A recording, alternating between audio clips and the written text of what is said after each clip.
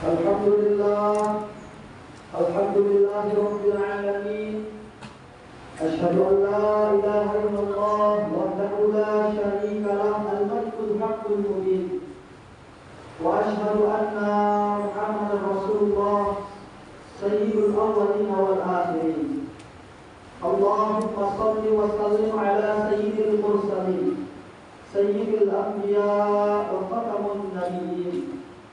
Ya ibadallah, usikum wa nafsi bittaqwallah. Faqad fazal muttaqun. Wa qala Allah ta'ala fi kitabil Qur'anil Karim. A'udzu billahi as-sami'il 'alim minasy syaithanir rajim. Ya ayyuhalladzina amanu taqullaha wal tanzur nafsun ma qaddamat lighadin wattaqullaha innallaha khabirun bima ta'malun.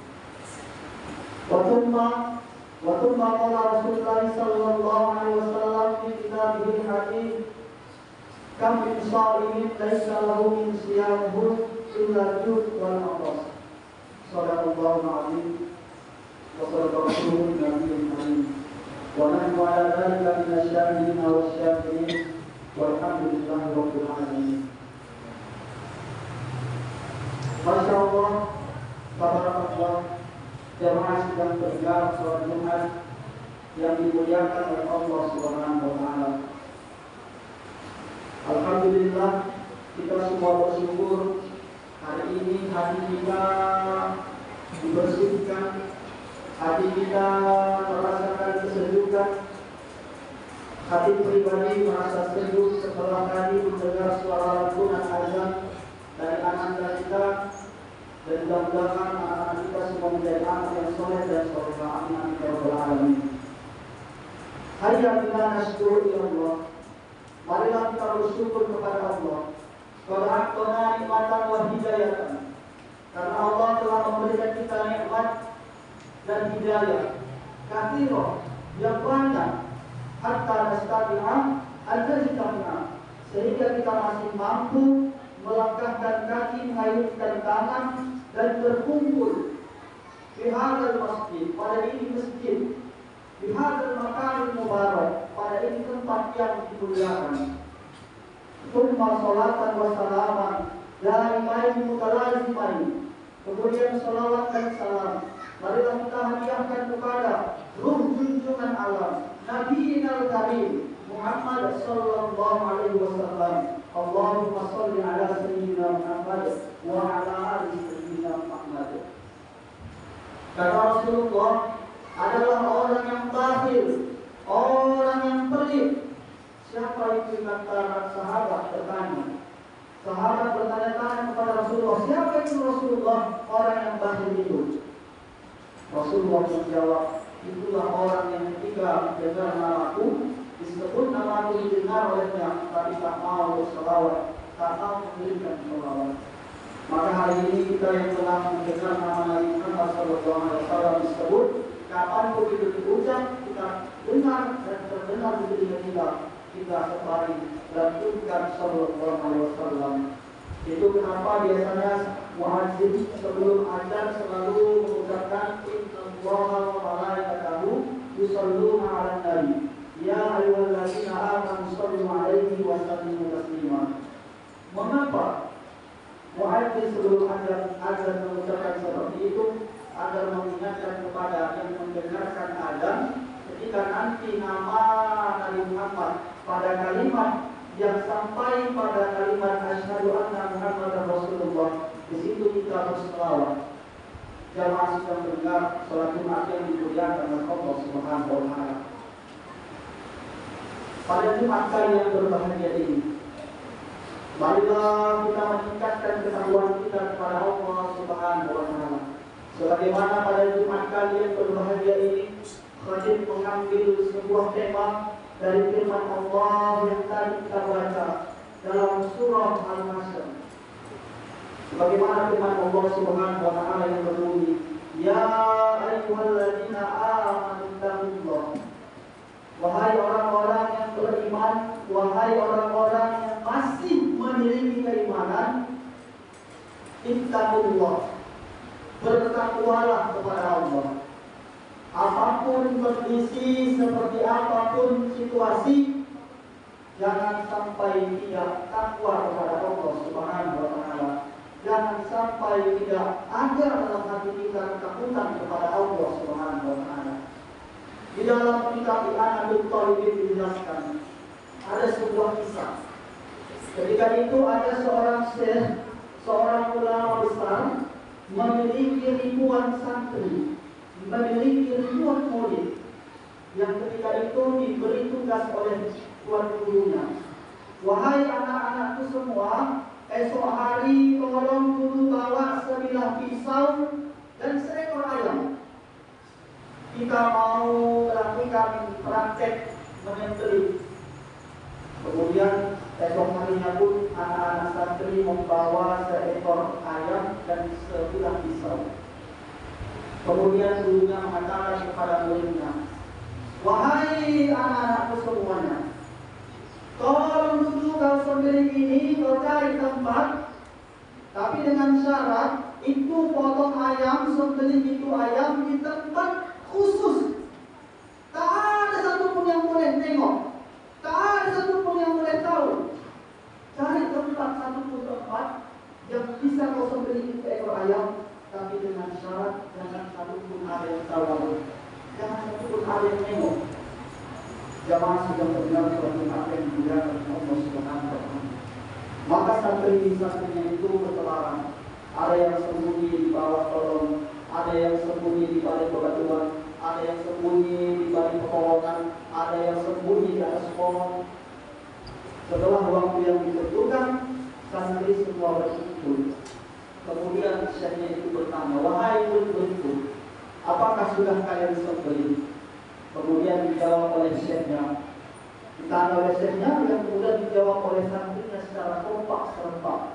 Wahai tuanku, wahai syekhku, alhamdulillah kami semua telah menyembelih. Tetapi di antara sekian banyak ribuan santrinya yang telah menyembelih satu ekor ayam tersebut, ada satu orang yang mengangkat tangan. Semua mata tertuju kepadanya. Kenapa kamu angkat tangan? Ditanya oleh syekhnya. Kemudian santri itu menjawab, wahai Syekhana, wahai tuan kami, wahai guru kami, tuan guru kami, saya belum menyembelih ayam saya. Kenapa belum kamu sembelih?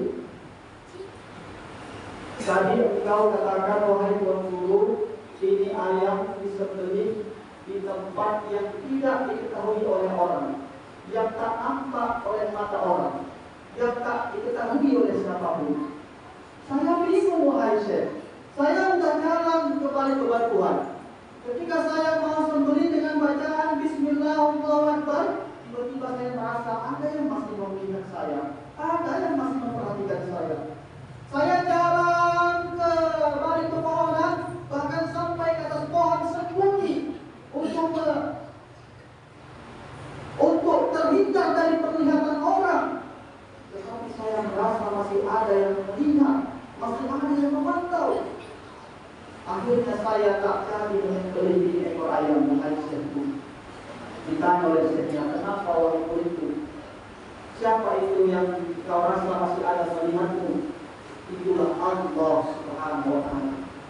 Jamaah sudah mendengar surat Al-Quran yang dimuliakan oleh Allah Subhanahu wa Ta'ala. Dari kisah tersebut yang kita tulis dari kitab An-Nadul Talibin, ada bijak, ada kesimpulan yang dapat kita petik. Seharusnya seperti itulah ketakwaan yang kita miliki. Ketika kita merasa Allah itu memperhatikan kita, muncul rasa takut. Ketika kita takut pada Allah Subhanahu wa Ta'ala, berbeda dengan takutnya pada binatang. Hari ini kita takut kepada binatang buas, harimau, takut kita dimakan, ular, takut kita dipatok dengan bisanya bisa membunuh. Ular kita jauhi, harimau kita jauhi. Tetapi kalau kita takut pada Allah Subhanahu wa Ta'ala, sebaliknya, maka Allah semakin kita dekati. Takut tidak berarti menjauhi, akan tetapi takut semakin untuk didekati. Karena takwa bukan hanya sebatas takut artinya, tetapi juga merupakan patuh. Patuh dalam arti kata menjalankan segala perintah Allah dan menjauhi segala apa yang dilarangnya.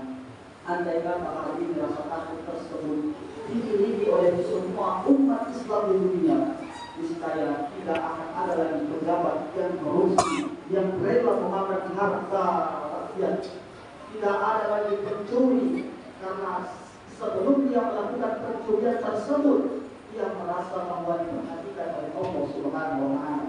Tidak ada lagi anak-anak yang membohongi orang tuanya, karena pendidikan takwa semenjak kita didik anak menjadi anak yang bertakwa, yang merasa diperhatikan oleh Allah, yang merasa diperhatikan oleh yang maha memperhatikan, yang maha menatap, yang merasa bahwa ada malaikat pencatat, yaitulah pencatat kiri, mencatat kebaikan dan mencatat yang buruk, yaitu malaikat amin dan maut.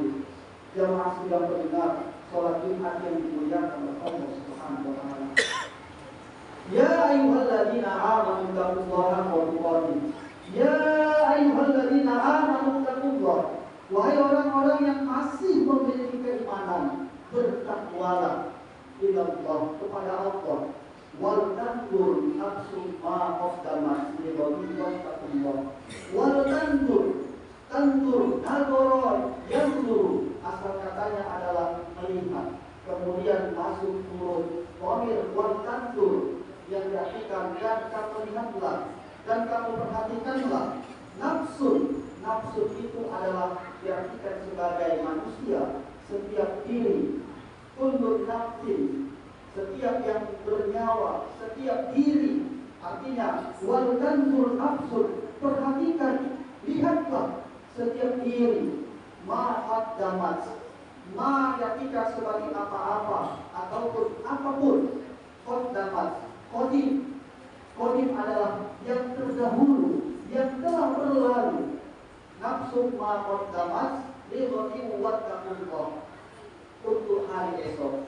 Ini ayat dalam surah Al-Kasam merupakan adalah dasar hukum dan dasar hukum yang pertama, yang paling utama sebagai ayat yang mengandung perencanaan untuk hari esok. Karena ada kata liqad, godan, artinya adalah besok.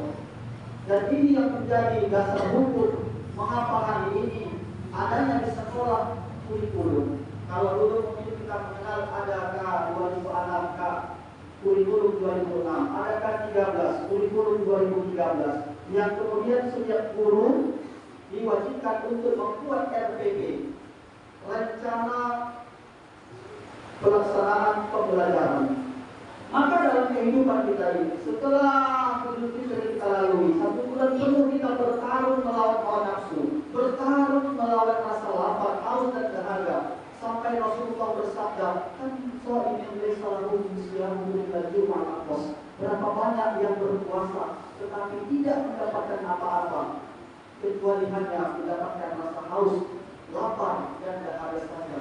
Maka pada bulan Syawal ini, pada bulan yang pertama ini, Syawal merupakan bulan penentu, hingga kemudian nantinya kita akan bertemu lagi dengan bulan Syawal. Kita bisa melakukan perencanaan untuk hari esok. Apa yang dapat kita lakukan sebagai bentuk persiapan, apa yang dapat kita lakukan dalam bentuk perencanaan untuk menghadapi hari-hari yang akan kita temui di masa depan. Apakah kita mau seperti ini saja? Ibaratkan kata orang Melayu pernah berkata, air lalu batu so.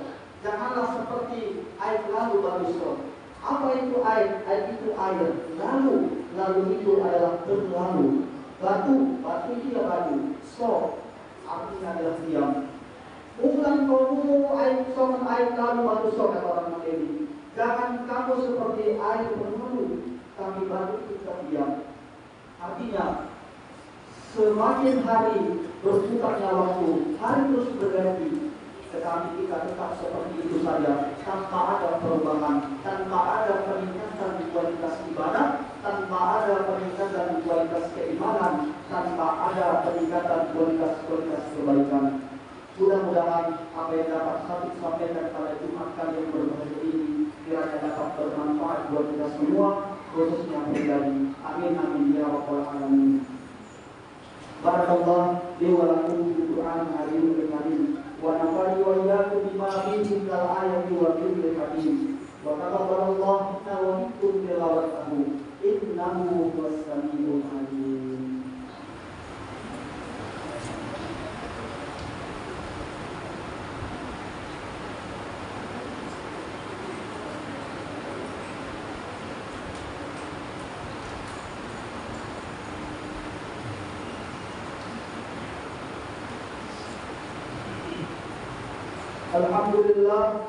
Alhamdulillah rabbil alamin wa bihi nasta'in ala umuri dunya waddin. Asyhadu an la ilaha illallah wa asyhadu anna Muhammadar Rasulullah. Allahumma shalli ala sayyidina Muhammad wa ala ali sayyidina Muhammad. Fa ya ibadallah usikum wa nafsi bi taqwallah faqad faza al-muttaqun. Wa qala Allah ta'ala fi kitabihi al-Qur'anil karim. أعوذ بالله السميع العليم من الشيطان الرجيم. بسم الله الرحمن الرحيم. إن الله وملائكته يصلون على النبي يا أيها الذين آمنوا صلوا عليه وسلموا تسليما. اللهم صل على سيدنا محمد وعلى آل سيدنا محمد. اللهم اغفر للمؤمنين والمؤمنات والمسلمين والمسلمات الأحياء منهم والأموات إنك على كل شيء قدير. اللهم ببركة هذا اليوم سيد الأشياء يوم الجمعة مباركا كثيرا برحمتك يا الله وإلى الخير فقربنا وعن الشر أبعدنا واجعلنا من الصالحين واجعلنا من المتقين واجعلنا من المخلصين واجعلنا من الصابرين ولا تجعلنا من الجاهلين والغافلين والمتكبرين ولا غير المغضوب ولا من الضالين. ربنا آتنا في الدنيا حسنة وفي الآخرة حسنة وقنا عذاب النار والحمد لله رب العالمين. عباد الله إن الله يأمر بالمعروف والإحسان وإيتاء ذي القربى وينهى عن الفحشاء والمنكر والبغي يعظكم لعلكم تذكرون. فاذكروا الله العظيم يذكركم واذكروا على نعمه يزدكم ولذكر الله